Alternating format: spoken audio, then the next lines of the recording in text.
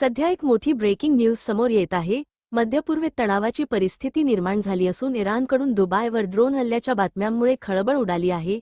या पार्श्वभूमीवर Abu Dhabi आणि दुबई एअरपोर्टवर प्रवाशांची मोठी गर्दी झाल्याची माहिती मिळत आहे.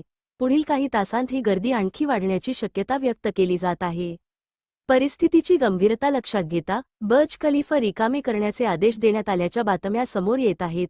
या घडामोडींच्या पार्श्वभूमीवर भारत सरकारकडून दुबई व परिसरात असलेल्या भारतीय नागरिकांना सतर्क राहण्याच्या सूचना देण्यात आल्या आहेत. तसेच कोणतीही अडचण असल्यास भारतीय दूतावासाशी सतत संपर्कात राहण्याचे आवाहन करण्यात आले असून त्यासाठी हेल्पलाईन क्रमांकही जारी करण्यात आले आहेत.